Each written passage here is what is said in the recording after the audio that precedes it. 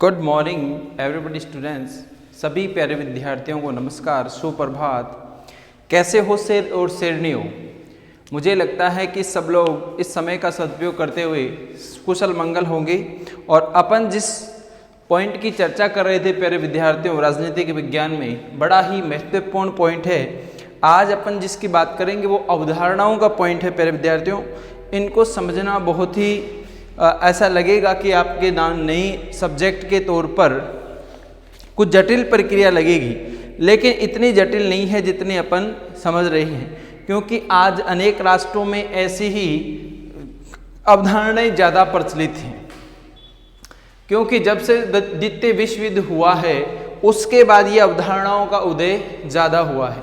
मतलब जब से सेकेंड वर्ल्ड वार जो हुआ 1939 से लेकर 44 तक, उसके बाद इस एक राजनीति का प्रभाव पड़ा, उसमें अवधारणाएं ज़्यादा पढ़ी जाती हैं और उसमें तुलनात्मक राजनीति यानी कंपैरेटिव पॉलिटिक्स की जो चर्चा की गई, उस कंपैरेटिव पॉलिटिक्स में इनका प्रभाव ज़्यादा दिखाई देता है।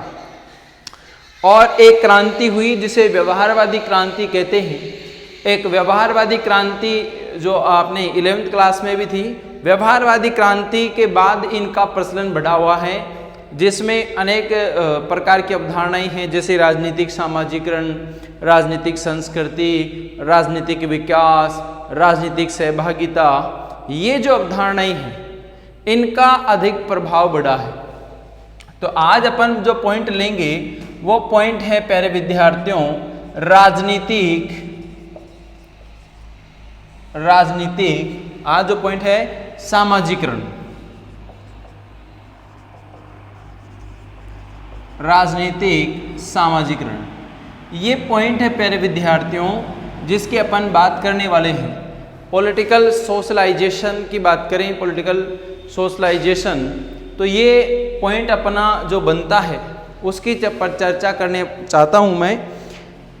तो हमें हमेशा ये ध्यान रखना है कि ये जो सामाजिकरण है, पहले सामाजिकरण को देखेंगे। सामाजिकरण एक निरंतर चलने वाली प्रक्रिया है जिसके माध्यम से व्यक्ति समाज के रीति रिवाज, परंपरा, मूल्य और मान्यताओं को क्या देता है? महत्व देता है। कहने का मतलब अपन सामाजिकरण की मैं बात करूं तो व्यक्ति समाज में रहता है। व्यक्ति कहाँ रहता है? समाज में।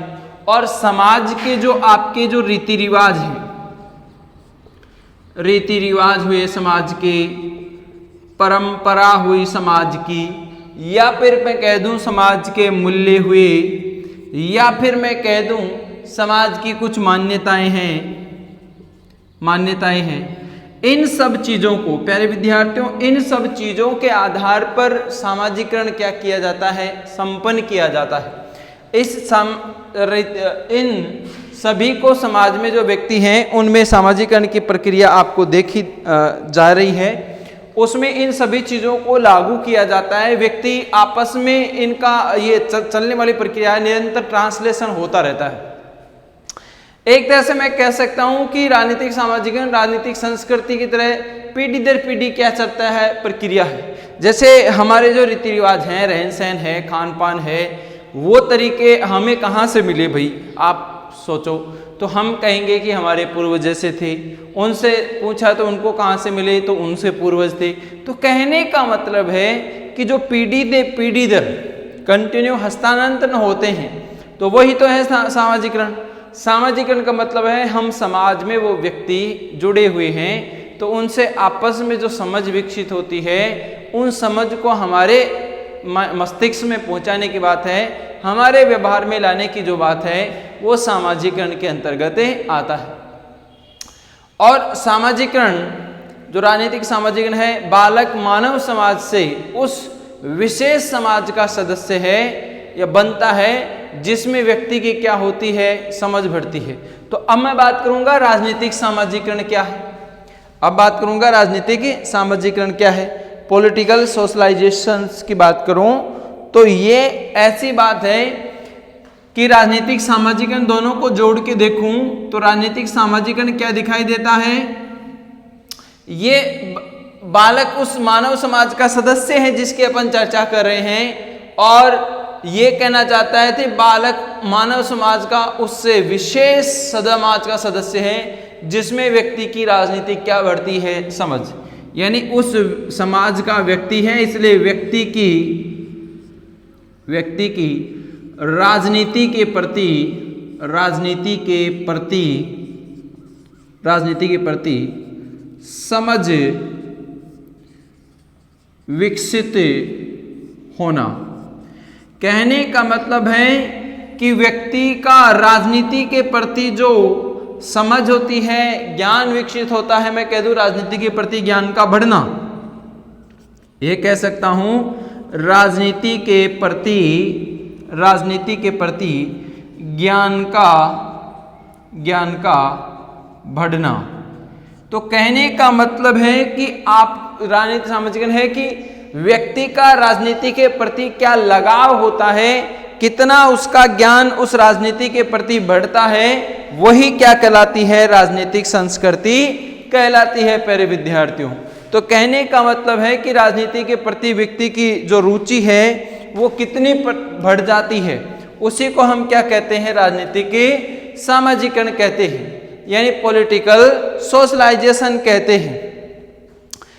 अब मैं कह दूं कि राजनीतिक सामाजिकरण राजनीतिक संस्कृति को पीढ़ी दर हस्तांतरित करने का एक साधन है और वास्तव में राजनीतिक व्यवस्था को सुचारू संचालन में इसकी क्या रहती है, महत्वपूर्ण भूमिका रहती है। तो कहने का मतलब ये जो राजनीतिक सामाजिकरण है उसके माध्यम से ही तो हमारे ज्ञान में बढ़ती है। भाई जिस परिवार के सदस्य क्या हैं, जिस पार्टी के हैं या जिस मान्यताओं को लेकर चलते हैं, रीति रिवाजों को लेकर चलते हैं, तो अपने पीढ़ी को भी क्या देते हैं, उसी का प्रकार का ज्ञान देते हैं। उनकी भी उसी प्रकार से उनकी राजनीतिक संस्कृति के आधार पर या राजनीतिक सामाजिकरण के आधार पर समझ विकसित होती है। तो ये कंटिन्यू चलती रहती है, ठीक है।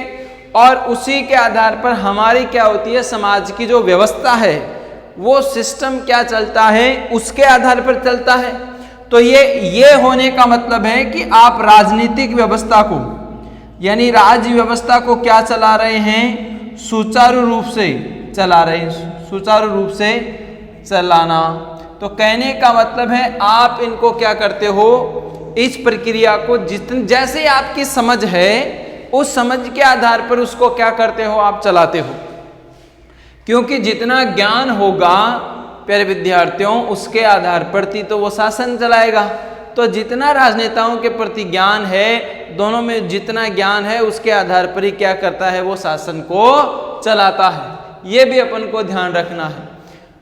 अब मैं बात करूं कि राजनीतिक सामाजिकरण की बात सर्वप्रथम किसने की, उसकी व्याख्या किसने की, तो एक विद्वान का नाम आता है हर्बर्ट साइमन। इस राजनीतिक सामाजिकरण की सर्वप्रथम व्याख्या किसने की, तो एक विद्वान का नाम आता है हर्बर्ट साइमन। हर्बर्ट साइमन की जो बुक्स है प्यारे विद्यार्थियों, उस बुक्स का भी नाम ध्यान रखना है। उस बुक्स का नाम है political socialisation, SOCIALIZATION।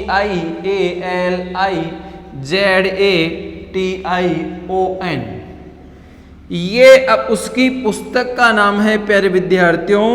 Herbert Simon ने अपनी पुस्तक में इस बात का क्या किया है, जिक्र किया है और उसकी व्याख्या की है कि राजनीतिक सामाजिकरण क्या प्रक्रिया है, कैसे ये बनती है, कैसे चलती है।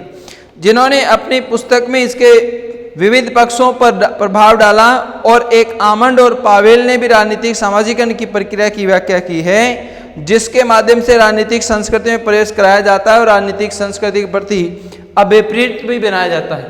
हालांकि इसके बाद जो विद्वान थे उनका भी नाम ध्यान रखना है, आमंड व पावेल, या आलमंड और पावेल है, उन्होंने भी इसकी क्या की है, व्याख्या की है।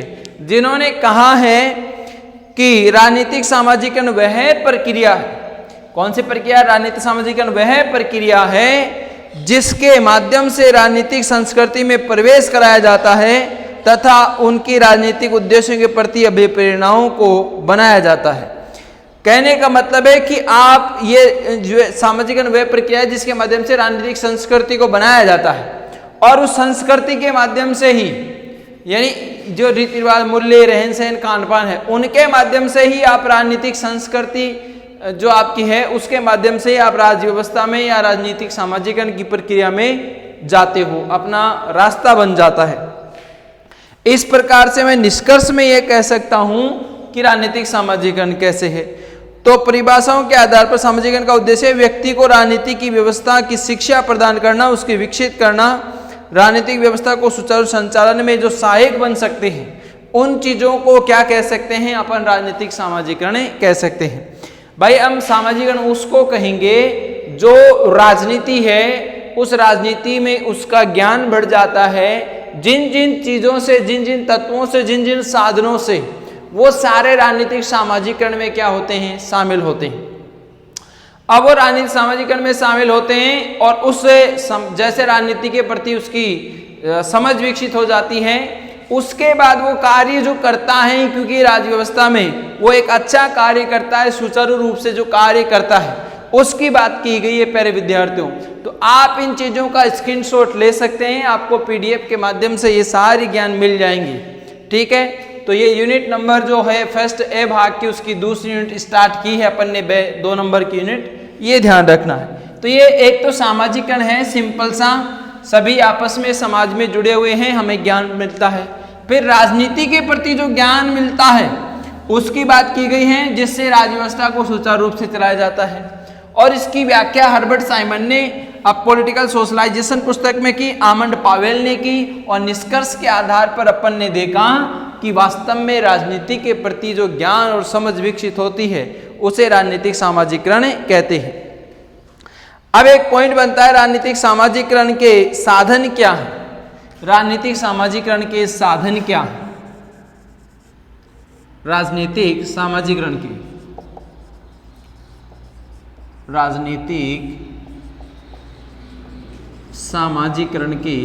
सामाजिकरण के साधन क्या है? कौन कौन से राजनीतिक सामाजिकरण के साधन हैं? तो प्यारे विद्यार्थियों, नंबर 1 पहला साधन है आपका परिवार। आपको राजनीतिक समझ की विकसित कहाँ से होती है? तो फैमिली से होती है। तो पहला साधन है वो प्यारे विद्यार्थियों, वो कौन सा है? वो पहला साधन है आपका परिवार, यानी परिवार से आपके कौन सी बातें मिलती हैं। तो देखो प्यारे विद्यार्थियों, कहने का मतलब है कि परिवार प्रथम पाठशाला मानी जाती है, जिसके माध्यम से बालक रीति रिवाज परंपराओं को सीखता है, माता पिता की आज्ञा को स्वीकार करता है और सत्ता का बोध भी होता है। इसके अलावा मिलजुल कर परिवार के सहयोग करने, उनकी मांगों को दबाने आदि की समझ विकसित होती है। जिस प्रकार परिवार का मुखिया होता है उसी के अन्य सदस्य क्या करते हैं? अनुसरण करते हैं। तो कहने का मतलब यहाँ पर यह अपन को दिखाई दे रहा है कि जिस प्रकार से परिवार का जो पहली बात तो ये प्रथम पाठशाला है, हमें कुछ सीखने की क्या है?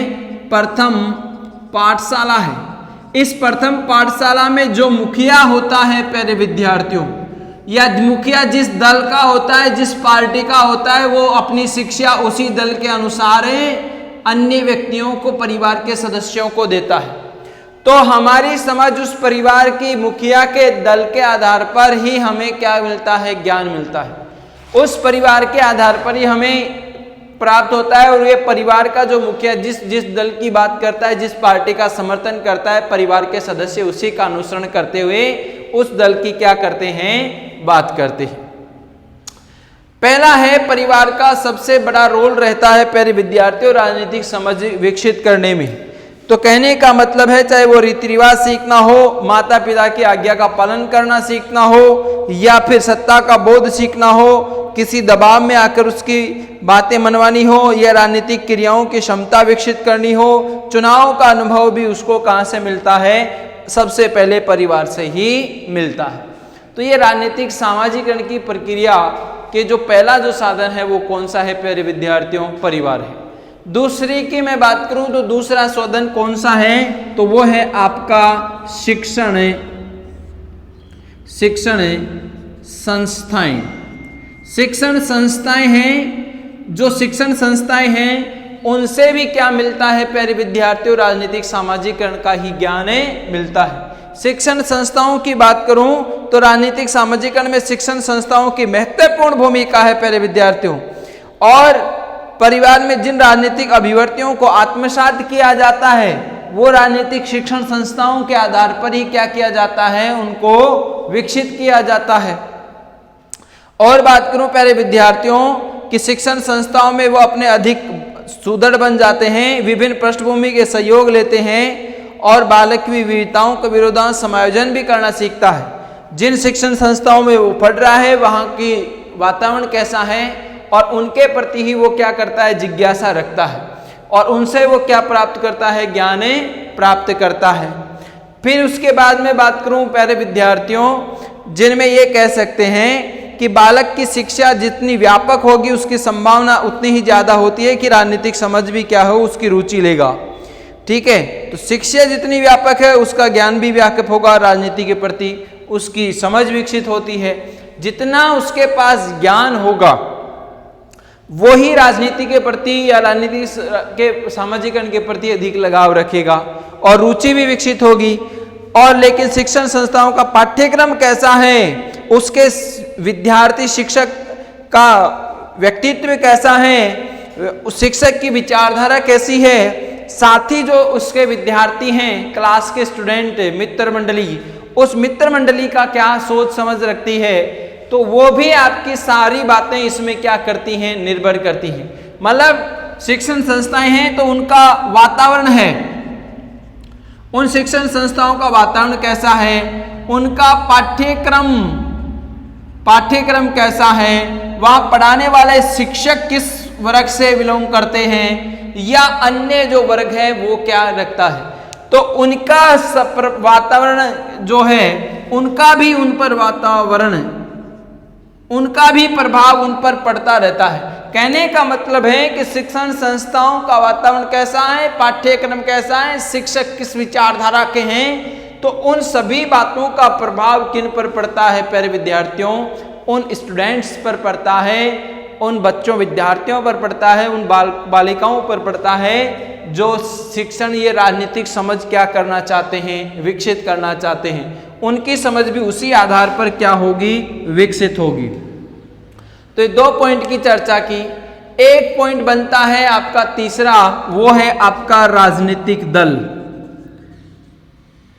राजनीतिक दल यानी पॉलिटिकल पार्टीज की मैं बात करूं प्यारे विद्यार्थियों, तो पॉलिटिकल पार्टीज हैं, वो पॉलिटिकल पार्टीज किस प्रकार से उनका साधन बनती हैं प्यारे विद्यार्थियों, उनकी भी अपन को बात करनी है कि राजनीतिक दलों की विचारधाराएं हैं। तो राजनीतिक दल अपनी नीति, विचारधाराओं, कार्यक्रमों के माध्यम से सामाजिकरण में महत्वपूर्ण भूमिका निभाते हैं। यानी खुद अपने बार बार ये राजनीतिक दल अपने क्या करते हैं, अभियान करते रहते हैं, प्रचार प्रसार करते हैं, तो भी राजनीतिक सामाजिकरण की बात करी जाती है। यद्यपि लोकतांत्रिक देशों, साम्यवादी में, सर्वाधिकारवादी राज्य में राजनीतिक दलों की भूमिका अलग अलग होती है। सामाजिकरण के साधन राज्य कठोर नियंत्रण रखता है। लोकतांत्रिक राज्यों में राजनीतिक दलों की बहुलता होती है और स्वतंत्र रूप से अपने सामाजिकरण को स्वतंत्र रूप से वो अपने विचारधाराओं को क्या करवा देते हैं, लागू करवा देते हैं। तो अलग अलग देशों में इन राजनीतिक दलों की भूमिका अलग अलग होती है, लेकिन ये अपना प्रचार प्रसार जिस प्रकार से करते हैं, प्रचार प्रसार करते हैं या अपनी बातें जो बात कहते हैं विचारधाराओं के आधार पर, वो अलग अलग राष्ट्रों में अलग अलग है प्यारे विद्यार्थियों। कुछ राष्ट्र लोकतंत्र को मानते हैं और कुछ राष्ट्र क्या मानते हैं, साम्यवादी होते हैं, वो तानाशाही हैं। तो तानाशाही वो अपनी विचारधाराएं के राजनीतिक दल अलग अलग होते हैं, उनकी विचारधाराएं अलग होती हैं, तो उसके आधार पर वो अपनी राजनीतिक जो सामाजिकरण की प्रक्रिया है उसको अलग अलग माध्यम से ये क्या करते हैं, बढ़ाते हैं। तो ये 2 पॉइंट बनते हैं प्यारे विद्यार्थियों। तीसरा एक पॉइंट बनता है, वो आपका क्या बनता है, राष्ट्रीय प्रतीक चिन्ह। राष्ट्रीय प्रतीक चिन्ह यानी ये सिंबल्स हैं, वो भी क्या करते हैं, आपको राजनीतिक के सामाजिकरण की प्रक्रिया में क्या देते हैं, बढ़ावा देते हैं। वो किस तरह से बढ़ावा देते हैं प्यारे विद्यार्थियों, जिसमें विभिन्न राजनीतिक प्रतीक चिन्ह जैसे राष्ट्रध्वज, राष्ट्रगीत, राष्ट्र दिवस समारोह सेना की परेड हुई या रानी आदर्श के प्रति नागरिकों की आस्था का भाव पैदा करना है। तो जो आपके जो प्रतीक चिन्ह हैं, चाहे वो आपका कौन सा हो, राष्ट्र के प्रति है, राष्ट्र ध्वज हो, राष्ट्रगान हो, राष्ट्रगीत हो या राष्ट्रीय और कोई सिंबल्स हो, तो उन चीजों के आधार पर उनके प्रति उनका क्या लगाव दिखाई देता है, उनका भाव कितना है, लगाव कितना है, उसके आधार पर भी राजनीतिक सामाजिकरण की प्रक्रिया को क्या मिलता है, बढ़ावा मिलता है। प्यारे विद्यार्थियों, उसके प्रति वो अपना लगाव दिखाते हैं। तो ये राजनीतिक सामाजिकरण के साधन हैं। और एक और आता है जनसंचार के साधन, मीडिया, जनसंचार के साधन। ये जनसंचार के साधन भी क्या करते हैं प्यारे विद्यार्थियों, राजनीतिक सामाजिकरण को क्या मिलते हैं, बढ़ावा देते हैं। आधुनिक समय में राजनीतिक जनसंचार के साधन जैसे टीवी, रेडियो, टेलीफोन, मोबाइल विचारधाराओं के दर्शन के सशक्त माध्यम बन गए हैं। आजकल चुनाव के समय मीडिया के दफ्तरों में लड़े जाते हैं क्योंकि कार्यक्रमों जनमत प्रभावित करने का प्रयास करते हैं। आज जो चुनाव होते हैं, कहा जाता है वास्तव में मीडिया ही क्या करता है, चुनाव में अपनी महत्वपूर्ण भूमिका निभाता है। तो आज जो चुनाव लड़े जाते हैं वो वास्तव में बाहर तो वातावरण बनाने का माहौल होता है, वो मीडिया के दफ्तर में ही चुनाव होते हैं। कैसे? जैसे जिस पार्टी की बात बढ़ा चढ़ाकर मीडिया कहता है, उस जनता का रुख उसी की ओर हो जाता है। उसकी बातें अच्छी बताई जाती हैं तो उसी की तरफ रुख हो जाता है, जिसकी सही नहीं बताई जाती उसके प्रति उनका लगाव टूट जाता है। तो कहने का मतलब यहाँ पर है, चाहे आप रेडियो को ले लो, चाहे टीवी को ले लो, ठीक है, या फिर अन्य कोई साधन है, उनके माध्यम से राजनीतिक सामाजिकरण की उनकी समझ विकसित होती है और वो उनके प्रति ही क्या रहते हैं, लगाव को अधिक भूमिका में रखते हैं। तो कहने का मतलब राजनीतिक सामाजिकरण के ये साधन है प्यारे विद्यार्थियों, जिसमें एक है, पहला आपका है परिवार। परिवार है तो परिवार को मैंने कहा राजनीतिक सामाजिकरण की ये प्रथम पाठशाला है प्यारे विद्यार्थियों, जिसमें सभी व्यक्तियों की समझ विकसित होती है और जिस दल का मुखिया होता है उसी के आधार पर वो कार्य संपन्न करता है, तो अन्य परिवार के व्यक्ति भी उसके पीछे पीछे कार्य करते हैं। एक बात है आपकी शिक्षण संस्थाएं, जो आप जिस विद्यालय कह सकते हैं, कहने का मतलब शिक्षण संस्थाएं जहां से आपको ज्ञान मिलता है, तो चाहे उसका वातावरण है, उसका पाठ्यक्रम कैसा है, वहाँ के शिक्षकों की विचारधाराएं कैसी हैं, उनके आधार पर आपकी राजनीतिक समझ क्या हो जाती है, विकसित हो जाती है। एक है आप राजनीतिक दल, जिस विचारधारा के आपके आसपास जो राजनीतिक दल हैं वो किस विचारधारा के किस प्रकार से प्रचार प्रसार करते हैं, लोकतंत्र है या सर्वाधिकारवादी राज्य हैं, तो उनका भी आपके सामने उनका प्रचार प्रसार से उनकी राजनीतिक समझ विकसित होती है। एक है आपका राष्ट्रीय प्रतीक चिन्ह, तो राष्ट्रीय प्रतीक चिन्ह के जो सिंबल्स हैं, राष्ट्रगान, राष्ट्रध्वज, राष्ट्रगीत या राष्ट्रीय अन्य कोई बात, तो उनके आधार पर भी क्या है, आपके जो भाव हैं, जो लगाव हैं, वो किस प्रकार से बने हुए हैं, तो उनका भी ध्यान रखना है। एक आपके जनसंचार के साधन यानी मीडिया वगैरह, टीवी, रेडियो, फोन, ठीक है, तो इन चुनावों के समय इनका जो प्रभाव होता है समाचार पत्र पत्रिकाओं का, वो होता है, उनका भी राजनीतिक सामाजिकरण से बढ़ावा मिलता है, उनके माध्यम से भी ज्ञान प्राप्त होता है और राजनीतिक समझ विकसित होती है। तो कहा जाता है कि आजकल जो चुनाव होते हैं वो मीडिया के दफ्तर में ही लड़े जाते हैं वास्तव में, ठीक है, क्योंकि वही उनका ज्ञान प्रचार प्रसार उनकी बातों को अवगत करवाता है।